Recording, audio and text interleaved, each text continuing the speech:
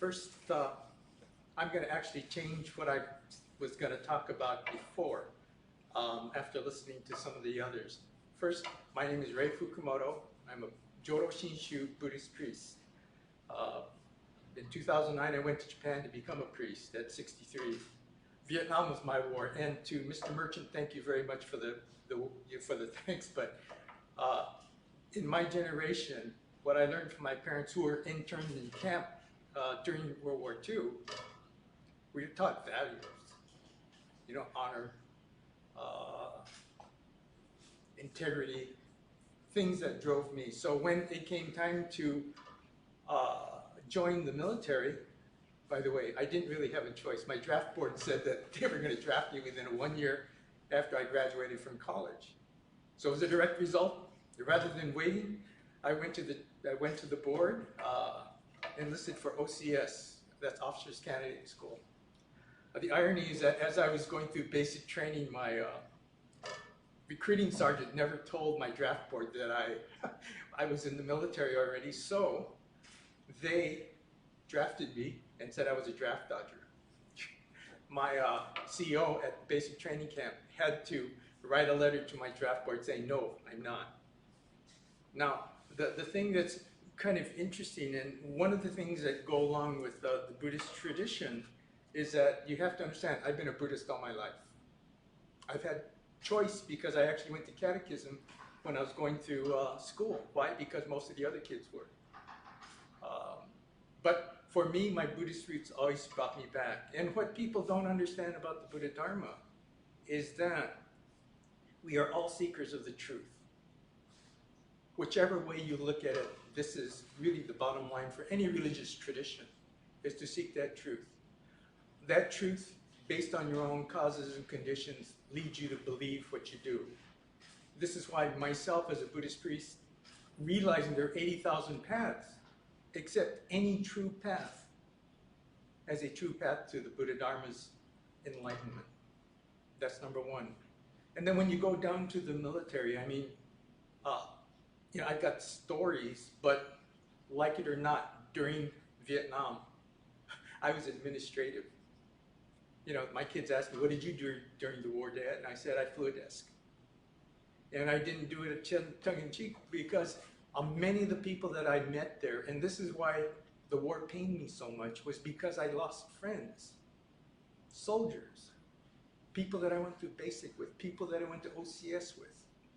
Why? One thing that came out of this whole military experience is that I realized that in the military you develop relationships. We had a buddy system, whether that buddy system extended to just one person or two people or the whole platoon. We had each other's backs. You're able to go over there and go forth because you didn't worry about your back. One of the things that's really sad is a good friend of mine who was a helicopter pilot, he never got the Purple Heart. And the reason he never got the Purple Heart was because the several times that he got wounded, his co-pilot, the one lost his leg when he got hit from below. And in the hospital, they came by and said, well, would you like your Purple Heart? He says, no, no, no. How can I get a Purple Heart when my friend lost his leg? Not his friend, his buddy. And if you take this whole experience and go to the military, and why there's such a drop-off, why there's such a high suicide rate after one leaves, it's because your buddy's not there anymore. What do you do when your buddy's not there? The Dalai Lama at one time said that, he has puts very little stock into prayer. He says, rather than prayer, action is needed. In my mind, the Buddha Dharma expresses wisdom and compassion, an indiscriminate one, because like I said, we're seekers of the truth. We have no need to discriminate. We'll know in the end. And for the Buddha Dharma's perspective, all will eventually attain that pinnacle of enlightenment. So why am I supposed to judge anybody? I don't have to. Anybody that's on a true spiritual path in the Buddha Dharma is my spiritual brother or sister. And this is the way I have always led my life. The military has brought a lot of these things to the surface. You know, the military is a wonderful place to establish relationships. But it's also terrible in the sense that once you leave, that relationship is gone.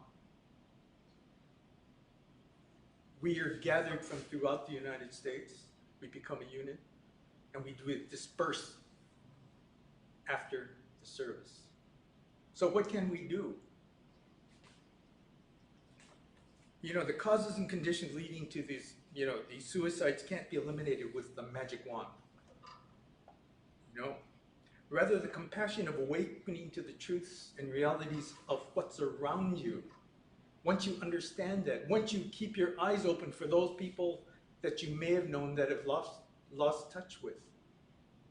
Your brothers, your sisters, your family, your friends, people that you've lost contact with.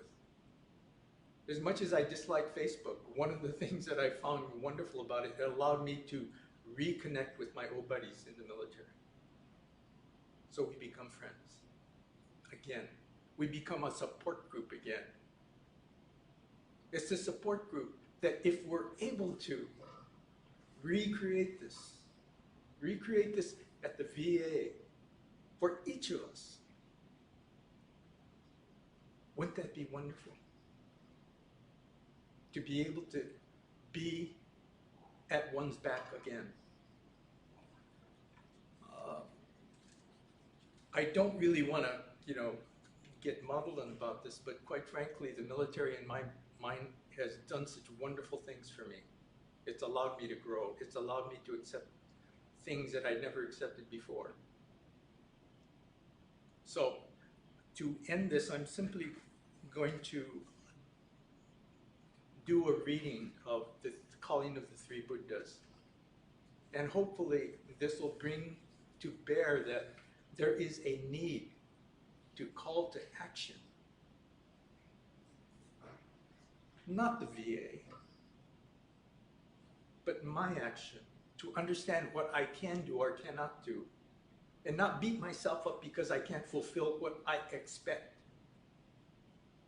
but to do what you can do, and that's enough. I will be reciting what we call the calling of the three Buddhas, or Bujo, the Sambujo. So for me, it's Bujo Mira Anyorai Niudo Jogu Sangera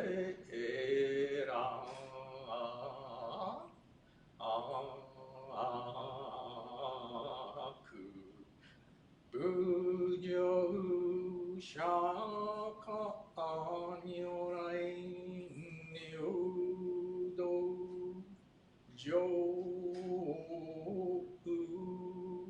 Sangera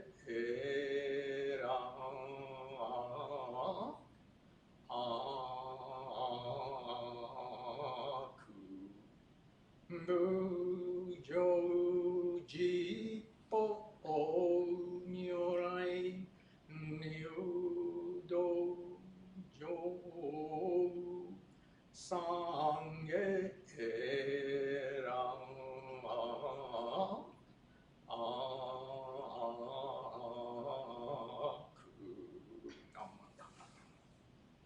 Thank you very much.